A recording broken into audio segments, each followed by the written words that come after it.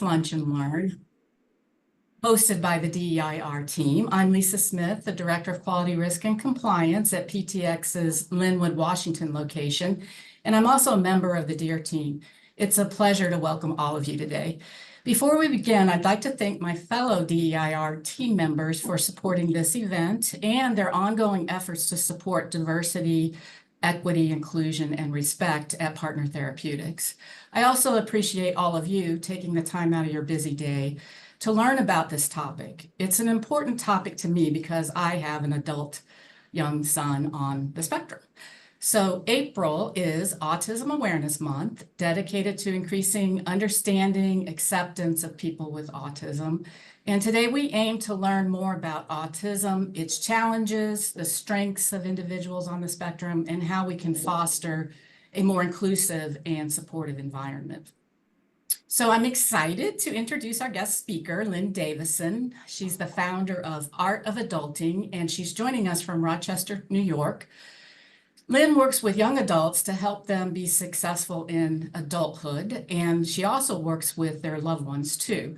And I learned about Lynn through my doctor, whose family was greatly benefited from her coaching program. So Lynn is a passionate advocate for adult autism awareness and is making significant contribution in these young people's lives and in the lives of their young ones as well, of their loved ones, sorry. And that she does this through her Art of Adulting coaching practice. And we're thrilled to have her to share with us today her insights and her experiences. So please join me in welcoming Lynn Davison. Before I turn the floor over to Lynn, I'll pass it to Katie to go over a few logistics with you. Thanks, Lisa. On behalf of DEAR and the partners at PTX, I'd like to extend our thanks to Lisa for her advocacy around the topic of diversity and specifically autism, and for introducing us to Lynn Davison today, who is a fabulous subject matter expert and autism coach. You are all in for an amazing learning experience with Lynn presenting to us about how we can come together understanding autism. A few logistics. So we will be recording, as you all know, and posting the presentation on SharePoint a bit later. We would ask that if you do have questions to go ahead and put them in the chat, and Lisa and I will be monitoring them. And for the best viewing for today's presentation, can you please make sure to select your speaker view on the top right corner. And without further ado, Lynn, take it away. Hey, welcome. Thank you so much for this opportunity. I want to ask you a question. Who do you know that's autistic? If you could please share the relationship you have with them in the chat. Let me know if they're a family member, a friend, or a colleague, or something else. And again, thank you, Lisa, for inviting me, and to Bronte and Katie for including me in DEAR's Autism Awareness Month. Today's session will last about an hour. I'll present for about 30 minutes, and then we'll have a live Q&A. So as they said, please feel free to drop your questions into the chat box. But know that if you miss anything, don't worry. The recording, my slides, and a one-page summary and other things that I thought might be helpful to you will be available to all of you. So today, what we'll explore is autism, including what it is and how many people have it, the strengths, the struggles, and the strategies of 3 common autistic differences, and the best way to foster that inclusion and support that we know is so valuable. Let me introduce myself by sharing 2 professional and 2 personal things.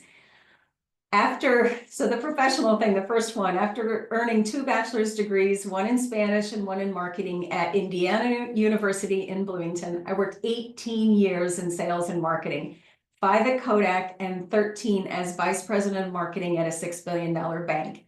In 2009, I opened an online travel business and sent more than 3,000 guests on over 650 trips to the Dominican Republic, which is a beautiful place. Then I started my second online business, a coaching practice specialized in helping autistic young adults earn money and run their lives with their families. Autism adds a degree of difficulty moving into self-directed and self-funded lives. And what works are having a life GPS and 3 powerful habits. That's what we practice to honor our autistic system in our families. Personally, I grew up in an autistic family, but did not realize how many of us are autistic until recently. I'm autistic, one of the lost generation of autists who realize we are autistic later in life. I now truly appreciate that I'm not less capable, I just have different strengths. And I want to understand autism so that I can better love and support my family and the members of the art of adulting. All 6 of my neurodiverse adult children have found good fit jobs, and 4 out of 6 live on their own at this point. So let me just, let's go over what is autism. It's a neurological developmental condition. It happens in the brains. The shape and structures of autistic brains are different from allistic brains. Allistic, I'll use to refer to everyone who isn't autistic. Those differences affect how those structures communicate with each other and therefore how we autistic people act. Neurodivergence, including autism, ADHD, dyslexia, dyscalculia, dysgraphia, and others, happen in about 20% of us. So 1 out of 5 of us have a neurodivergent brain. Neurodiversity reminds us that all 8 billion brains on our planet are different. What did we expect? Neurodiversity is natural and valuable in the same way that biodiversity is a natural variation in species, genes, and ecosystems. Diversity in thinking makes society more adaptable, just as diversity in nature keeps ecosystems resilient. So studies comparing allistic to autistic cadaverous brains show that hundreds to thousands of genes are over or under expressed across the autistic cerebral cortex. It's just the way the brain came together. This means that gene expression patterns, both transcription of DNA into RNA, are altered in widespread regions of the brain, affecting neural function and development. Researchers believe that autism-related brain differences likely start in utero. The analogy I prefer is that autistic people belong less on a linear spectrum and more on a color wheel. I picture an umbrella of infinite bell-shaped curves. The umbrella spokes represent the amazing qualities that make us all human. All autistic brains are wired so that their strengths and struggles cluster around a certain part of that umbrella, those that affect executive, sensory, and people differences. More on that in just a little bit. See, our world is designed to work best for those who fit into the middle of those curves. That's the most efficient way to accommodate most people's needs. And our brains, it seems like they're biologically wired to notice those differences in people's behavior. Evolutionary scientists think that that's because it helped us survive and belong back in the hunter-gatherer days. At that time, being a part of a group was literally life or death. Researchers notice that our brains are wired to scan for that otherness, and someone who behaves differently might not follow the group's rules. That could be dangerous. Those who acted like us were seen as safe. Those who didn't maybe were potential threats to our existence, or at the very least, something to figure out. So our brains predict all the time, and they want things that are normal and easy to expect. So when someone's behavior falls outside of those mental models, it sets off this internal alert, and we think, that's not how I'd respond. Why are they doing that? This response can cause curiosity, judgment, or confusion, depending on the lens we look through. So we all have these social scripts. They're based on our own living experiences. When someone doesn't follow those scripts, like maybe avoiding eye contact, pacing, info dumping, or going quiet in groups, we might misread them. If we haven't been exposed to neurodivergent behavior, we might label it as wrong or weird instead of just different from what we expect. Noticing differences isn't the problem. It's how we respond to them. We can ask our minds to respond with curiosity instead of fear or judgment. And the more we normalize that neurodivergence, the more alert those alerts will settle down. We know that there are many autistic innovators who have made groundbreaking contributions.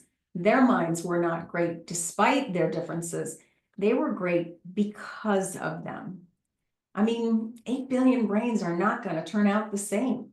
So when our focus shifts from awareness to acceptance to appreciating it and all neurodivergence, we make the world work better for everyone. So how many people do have autism? According to data from the CDC, 1 in 36, or about 33% of 8-year-olds have autism. Other experts suggest that 25% of autistic school children are undiagnosed. That was the case in our family. 1 in 45 adults, the CDC suggests, are autistic, but there's a lot of undiagnosed adults, especially women. Women present differently in a lot of neurodivergence, and especially in autism. So they haven't been diagnosed or supported as much as the men, because a lot of the original research was based on boys. Having autism does not define people, doesn't define me, but it's really helpful to know the challenges that present, because that can take us a long way to offer support that can help both autistic and holistic people. It's a condition of perceptual diversity. It's not broken perception. It's just a difference in the way that autists experience and interpret the world. So what can we do about this? Well, the first thing is to get curious and how can we understand autism better? What are the theories that people have made? And you can see this as a laundry list of theories, and I don't expect you to read it, but I do want you to notice that we've been struggling with this for a while. How do we easily explain the differences in autistic perception? And I'm not sure that any one theory will explain all the variations present in 3% of 8 billion people or 240 million people. But let me offer one that really does make a lot of sense to me. I identify best with the systemizing theory of autism. It was it's explained by Simon Baron-Cohen, a psychologist and professor at Cambridge. He asserts that autists have a heightened ability to analyze, understand, and build systems. Systemizing is the drive to recognize patterns, rules, and structures in the world. This explains the strengths that many autists have in fields like engineering. My dad was a mechanical engineer. He has 6 patents to his name. The jet engine he developed is in the aerospace and engineering and the aerospace, anyway, that thing in Washington, D.C., and coding, many things in computer science, and just scientific analysis, like what you all do at Partner Therapeutics. Others like me, my children, and many of the young adults in my practice, and so many others are strongest in communication and the arts, which seems unusual, but hang in here. The systemizing theory also explains why autistic individuals may struggle with quickly understanding social and emotional cues. It's the quickly part that's hard, because those systems are so much less predictable and have a lot of variation. So we humans, and the way that we interact with each other, have many different patterns. And so sometimes it's hard to quickly understand what's going on. I know that I've systemized my whole life. It's how I make life better for myself. I do best when life is predictable, efficient, and productive and certain. When things are uncertain or change unexpectedly or demands are high, I get stressed, particularly in these 3 dimensions: execution, sensory processing, and people skills. My brain does things differently when I plan, sense, and relate. Instead of asking how autists need to fit into a system, what if we asked how the system could flex to include them? Let's go through each of these attributes and look at the strengths they bring, the struggles that can happen, and what strategies might help autists feel more included and supported. Executive function refers to how we think and plan, organize, control impulses, regulate our emotions, and adapt our thinking. We all experience a mix of strengths and challenges in this area. Common autistic strengths are detail-oriented thinking. Many autists excel at focusing deeply on specific topics, noticing patterns, and remembering intricate details. Strong routines and habits. We love those. When they're in place, they can be, our performance can be incredibly consistent, and the structure really helps.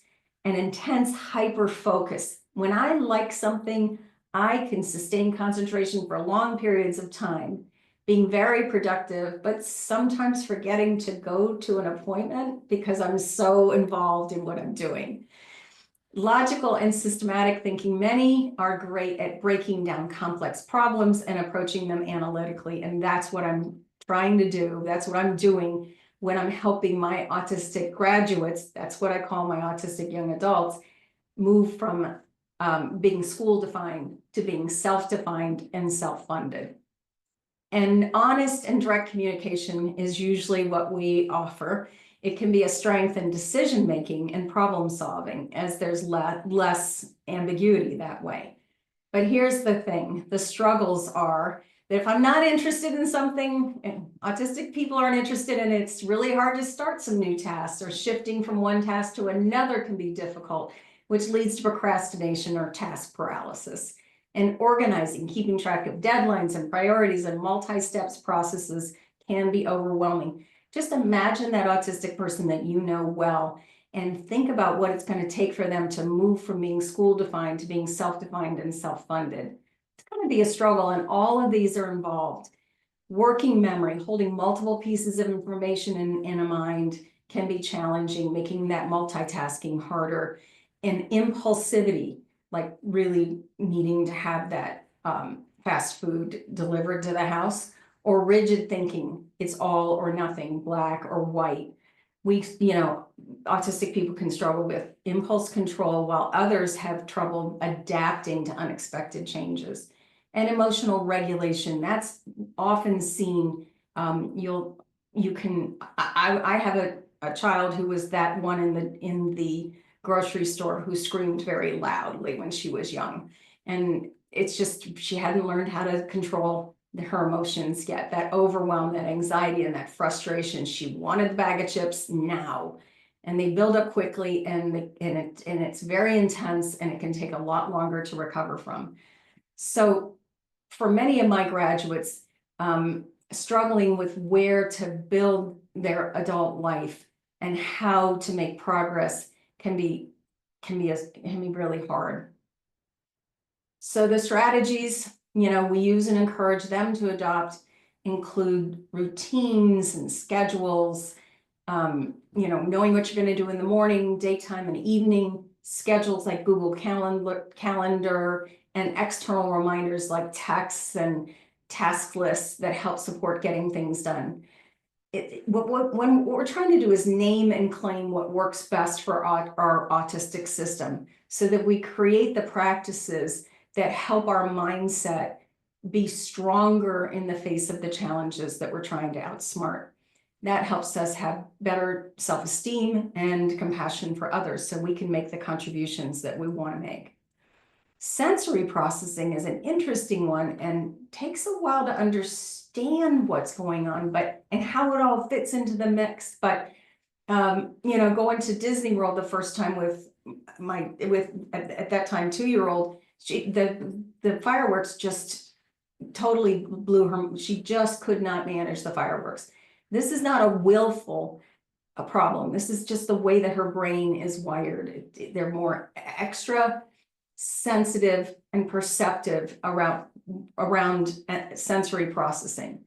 And the senses, there's 8 of them. There's sight, hearing, touch, taste, and smell, plus vestibular, which is, how well you're balanced, proprioception, which is the body awareness, and interoception, which is internal sensations. So what we see is sometimes their sensory perception is heightened. Sometimes it's way lower than we would expect. One of my kids has trouble feeling what's on his fingertips. So he hated that game in Halloween when you had to put your hand in the bowl with the grapes, and people would ask you, what is that? And oh, it's supposed to be eyeballs. He just hated trying to identify something because the senses on his fingertips are different. But I have another one who just doesn't miss a thing. I mean, her hearing is highly attuned, so it can lead to incredible awareness and appreciation of subtle stimuli, like complex music or design elements, or detecting safety risks when others, might overlook them. Some enjoy deep sensory experiences, like repetitive motions or specific sounds or tactile feedback. That's what you'll see sometimes with the stimming that can happen, or they'll listen to the same piece of music over and over again. This can be very grounding and calming, or even creatively inspiring. Some have an almost superpower sense. That's my daughter with her sound. She doesn't miss a squirrel running outside. We kid her a lot about the visual awareness and tactile. Sensory experiences can also feel deeply meaningful or comforting. Like a sensory experience will help recall something that was really positive. So certain fabrics and smells and sounds or environments serve as an emotional anchor. The struggles come when there's too much, that sensory hypersensitivity, and also sensory underload. It's like when nothing can get them moving. That's been an interesting challenge. So it can lead to a lot of stress for the families, shutdowns or meltdowns, especially places like a grocery store or any place where there's bright lights, loud noises, strong smells, or crowded spaces. One of my favorite psychologists, who is also autistic, late diagnosed, and a PhD psychologist with a practice, had to pivot from her academic world, and now she has an online community that I belong to, because she couldn't be in the room with more than 5 people. And in the academic environment, you have to go present whatever your findings are at all kinds of meetings, and that just was way too draining for her. So it's interesting. It has nothing to do with how brilliant they are. There are many brilliant autistic people who these senses just take over, and it drains their energy too much. And they have, so they avoid it. The avoidance thing is interesting because it doesn't just apply to what's in the external environment, but it also applies to what's happening inside. So we feel our emotions through vibrations inside of our body. So when an autistic person feels embarrassed or shamed or guilty or fearful, that's not a nice feeling in our bodies. It's not. So they will avoid often feeling some emotions because they just don't like it. It can overload them.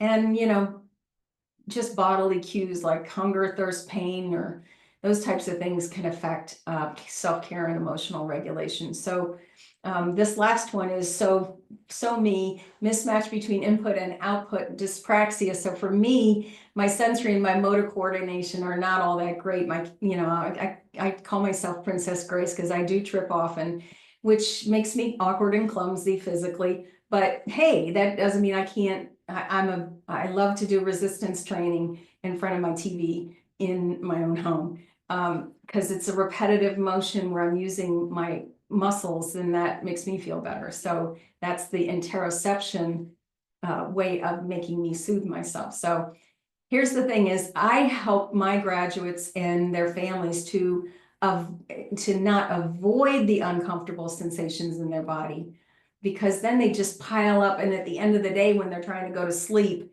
it all comes crashing in on them. If we feel them all day long, then we process them. And usually if we just settle down and feel the feeling, it takes less than 2 minutes for that sensation to go away.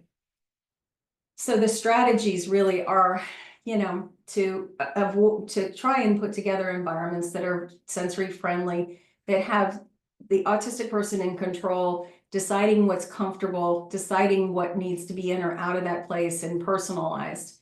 I realize work environments are tough to do that with, but certainly at home that can be done. So the key areas to consider are lighting. Maybe there's a dimmer on the switch.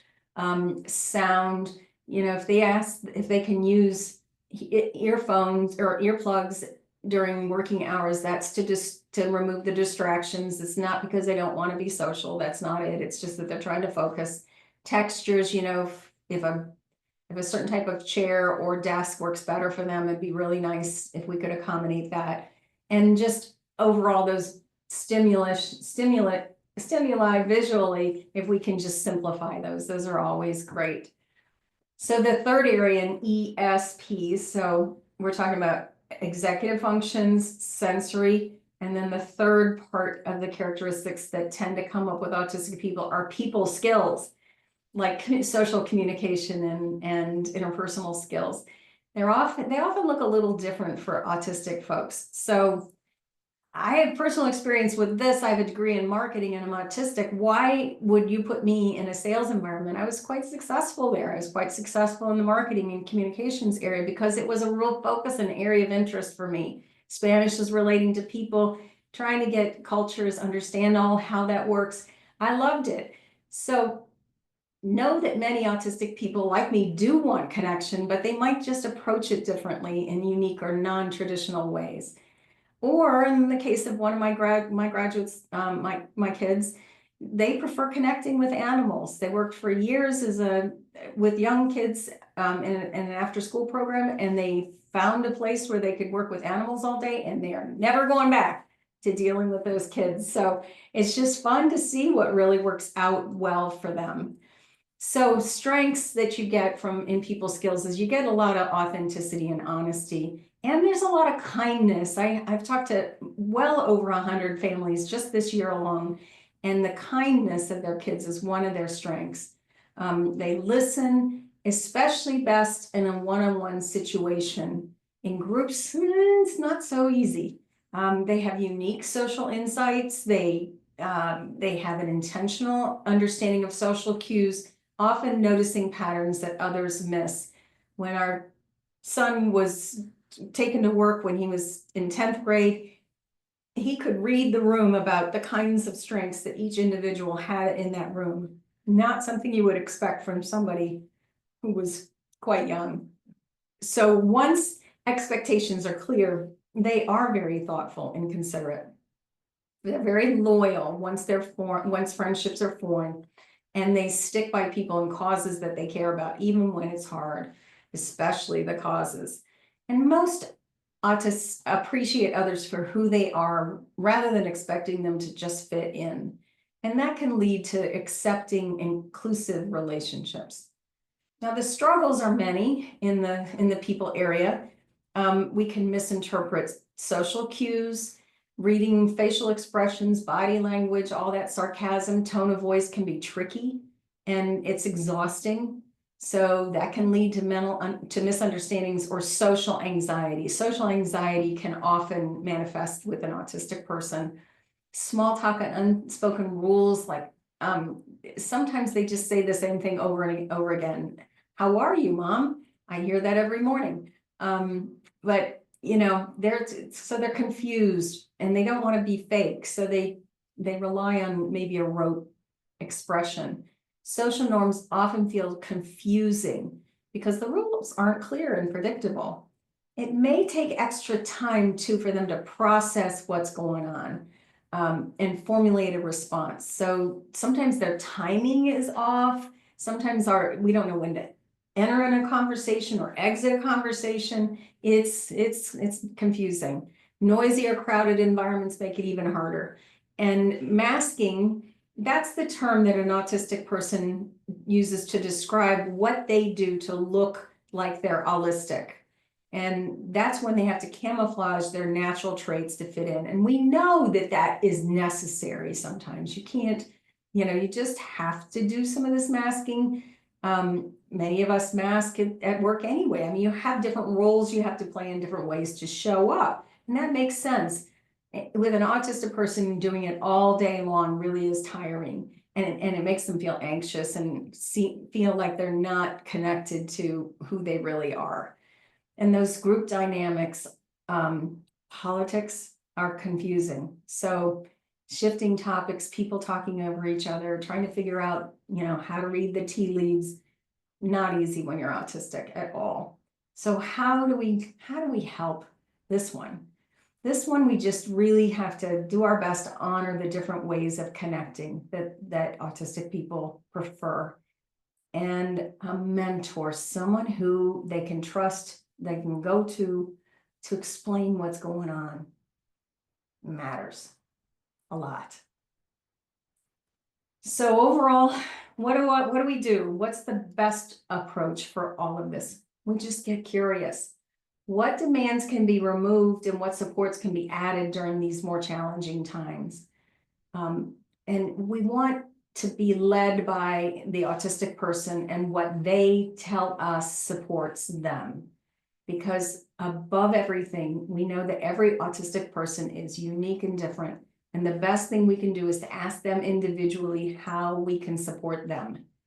Having autism doesn't define people, but knowing these challenges, these ESP, executive, sensory, and people challenges that often present can take us a long way to give us all the support that we need. So my suggestions are that we just do these 4 things as many times as we can. We listen, sometimes over and over and over again. It gives them space to sort out their thinking and process and express things in their own way. Most of my conversations are 90% listening and 10% speaking. This is how we build trust, and it signals to them that their voice matters. And it allows us to catch those subtle things that they may not say outright. I call them breadcrumbs. There's breadcrumbs that they're dropping. If we bring them together, we can start to understand what's happening inside of them. I mean, we all have between, I don't know, I just recently heard 80,000 thoughts in a given day. So whatever they tell us is just a small fraction of really what's going on up there. So listening to each other is key. And then just just be quiet, avoid jumping in to fill in the blanks. That's not necessarily gonna be consistent with the way they're thinking, and listen for what the meaning is behind the words. Then validate, us autistic people are often told that we're overreacting or we're too sensitive or we're wrong.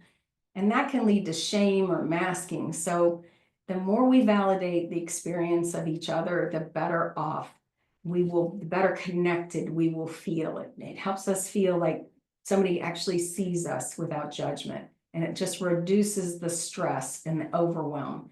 And, helps to reinforce that their experience is different and real and okay. And phrases that help, I like to use, well, that makes sense. And I hear you. And, oh, no, that's perfectly normal. Yeah, anyone in your shoes would feel that way. Or, you don't have to change how you feel for me. I love you, period. So, asking, if we ask what would help, that is going to just bring out maybe what an idea is that they didn't know they could speak. It shows respect and it creates clarity. It gives them autonomy and choice and encourages collaboration and builds connection through curiosity. So what would be helpful right now? What do you want me to do? Do you want me to just listen, or do you need me to help you problem solve? That's a good question. Can I check in on something I noticed? And then you just share what you've noticed. We offer, with empathy, because in the past, especially in the school system, autistic individuals got solutions imposed on them. I mean, that's what had to happen in order for the schools to operate. I get it. And by offering options now, we can make support more accustomed to what it is that they need. So, would it help if we took a break? Or I have an idea that might help. Are you open to hearing it now? And listen, I'm here for you, even if I don't totally get where you are yet. It's gentle, it's respectful, and it's non-coercive. It honors the neurodivergent style. It reduces the shame of being different, being on the tails of those bell-shaped curves, and it fosters connection without pressure to perform better socially. I bet you're already using this solution in many ways, so you're probably somebody that autistic people feel safe with. And that's exactly the kind of neuro-affirming support that helps us thrive and make the best contribution we can. So by being here and by being curious, you demonstrate your commitment to include and support autistic people in all neurodiversity. Thank you for making our world work better for everyone. And thank you again to Lisa and Katie and Bronte for making today possible. So I'd love to answer any questions that I can. Please share your thoughts.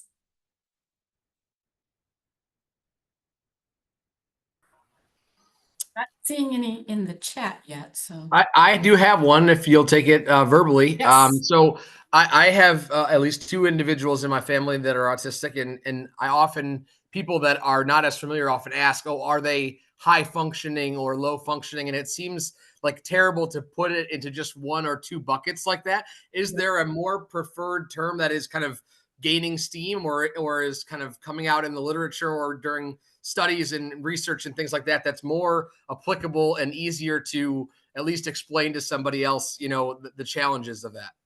Yeah, that's a very good question because it's just a hangover from the way it used to be explained: high functioning, Asperger, PDD, NOS, all the other different categories of autism that they've now lumped, all nonverbal learning disability. They've all lumped them under the autism categories now. And what they do is they categorize them into 3 levels of support: high, moderate, high, and then daily support, pretty much. And I don't know, those work too, but they don't work perfectly because even though I'm high functioning, I still need support in certain areas. I don't know. We really like to do this though, we humans. We love to put people in buckets because it just helps us understand quickly what's going on. So maybe it's, they have autism and they require some supports, but they don't have high support needs, might be the best way that I would answer that question, just in the level of support that they need, that you can tell. That's great. Thank you so much.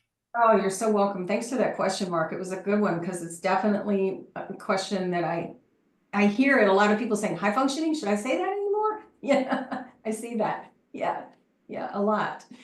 Yeah.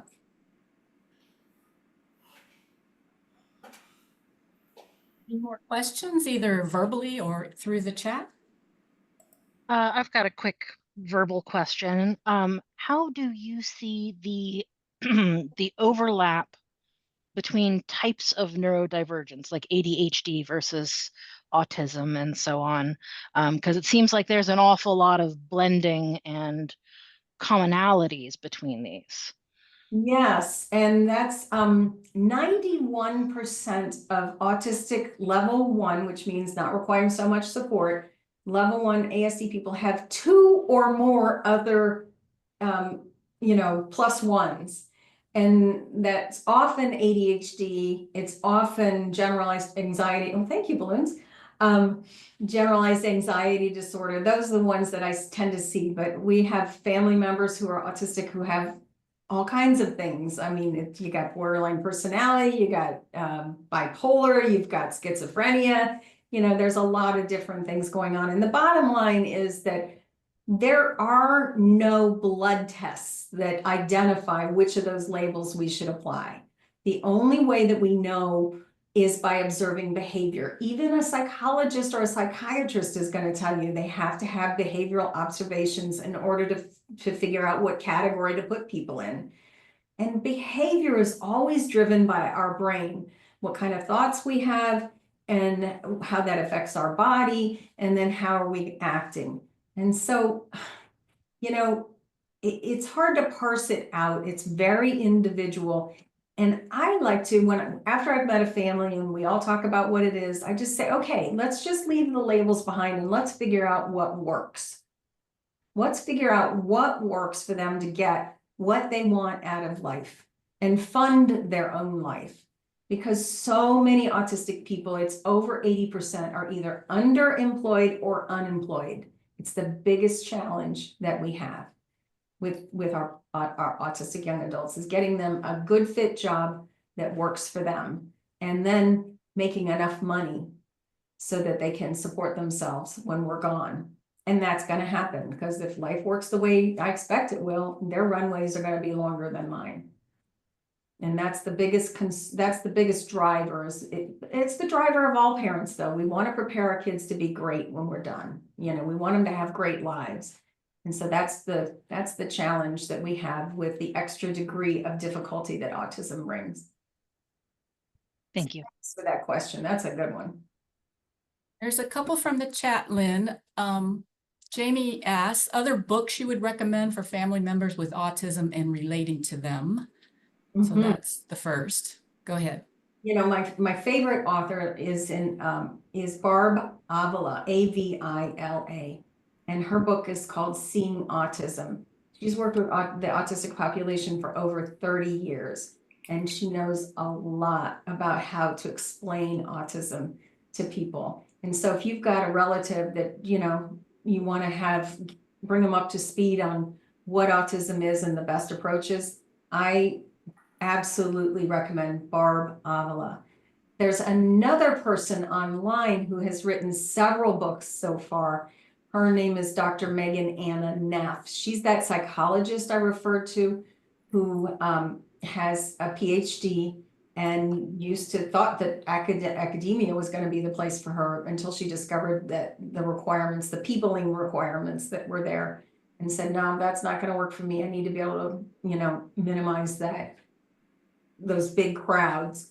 And she's just amazing. So if you just Google Dr. Megan Anna Neff, you just get on her email list. She's written several books that I think are very helpful for people who are autistic, or people who are trying to support family members that are struggling with some of the effects from having autism, like autistic burnout, which is different from being depressed. It looks like depression, but it's got a different twist to it that says that there's a different way to support them that works better. You're going to provide some of those resources for us as Yes. well, correct? So in case any of you had troubles writing that down or spelling it. Okay, another one in from Doug. He wants to know, when you were diagnosed, did you find it clarifying and useful, minimally impact, or somewhere in between? My personal experience is that having not only my diagnosis, but understanding my family members, my history, you know, my parents, my grandparents, I found it to be a big relief. It's like, oh, there's an explanation for why I have had these reoccurring challenges in my life. All right, that makes a lot of sense. That doesn't mean I don't have to develop strategies, though. So that's the part of it that has been a challenge, is to, okay, if that's what's going to be, I got to figure out how I want to behave going forward, and just to pause more often. That's what I've had to do, is pause more often, both in compassion for the other person and for myself. So I think that knowing it is better than not knowing it. Not knowing it is really helpful. Oh, look, we've got, you know, I'm just now looking in the chat. I'm sorry I couldn't see it sooner, but That's okay. yeah, we have a lot of people. Oh, but you know, if you have a close member of somebody who you're not sure is going to accept the diagnosis or not, that's fine. Don't worry about the diagnosis. Find the areas of the support that fit into that ESP, executive, sensory, and people. It's the easiest way I could remember those three things, ESP, and just keep noticing what they need and what they want, and do your best to meet them there. And then also take care of yourself in those 3 areas, because you deserve as much support as the other person. So yes, I appreciate that question about, somebody suspects that their loved one is, but they haven't been assessed, and that's okay. Maybe they're not ready for that yet, but they could sure use all the support right now that you can offer. So yeah, a bunch of people. That's the thing, yeah. So Yes. Lynn, one of the questions, Go sorry, ahead. one of the questions was, what does the process being assessed for autism look like? Yes, it really does. It does vary, but I did attach to my notes a bunch of self-assessments that you can do. So that's one way to do it. I've never not been formally diagnosed, because what's the use, at this point in the game? When you're younger, though, there are legal reasons and medical reasons and benefit reasons that you do want to get assessed. And there's a gold standard called the ADOS, the ADOS.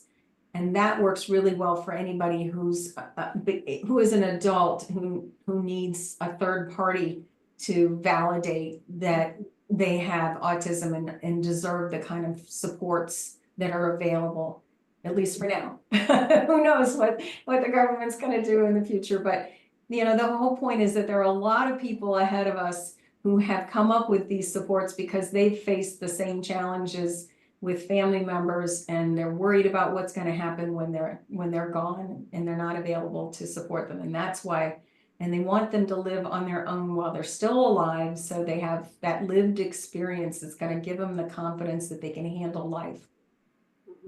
That's why all those supports are in place. Yeah. I know comorbidity, I see that from Meredith, sounds so judgmental and pathological. Yeah, I agree. It's just an observation of behaviors, and we just like to put labels on them because it gives us a shortcut to explain what's going on.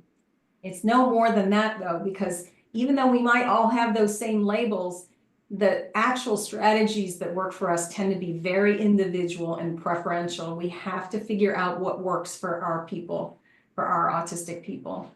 I've had to do it my whole life. Yeah, yeah. What are some of the early signs of autism? Oh dear, that's interesting. That's interesting.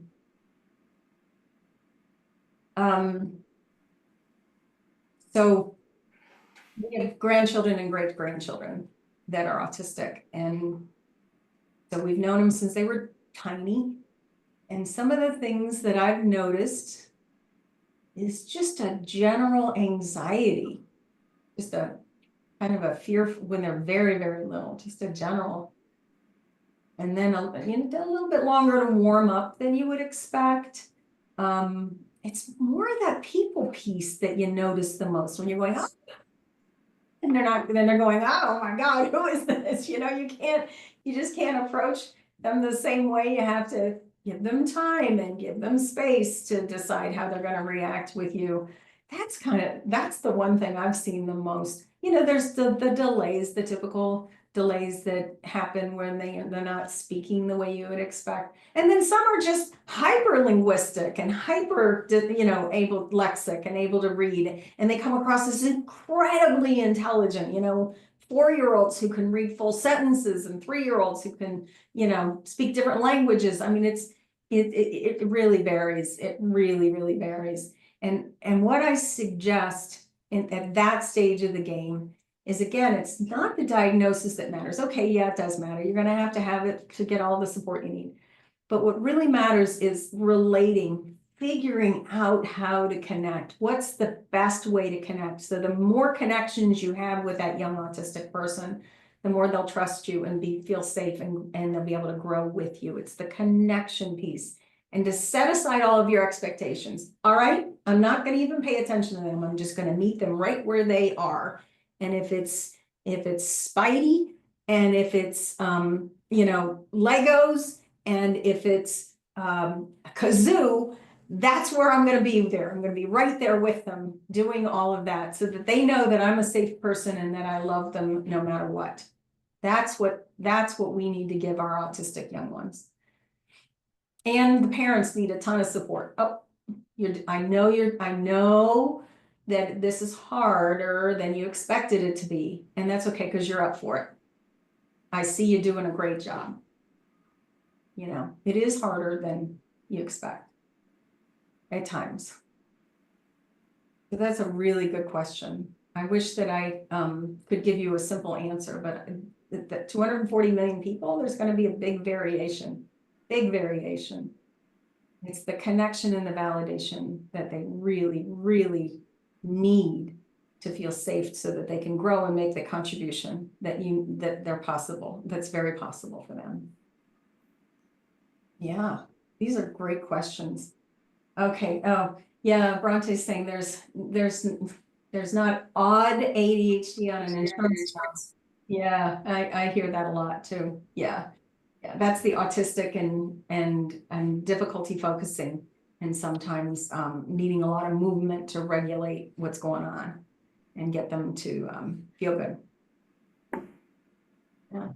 Okay, well, if there's no more questions, we're meeting our end of the Lunch and Learn.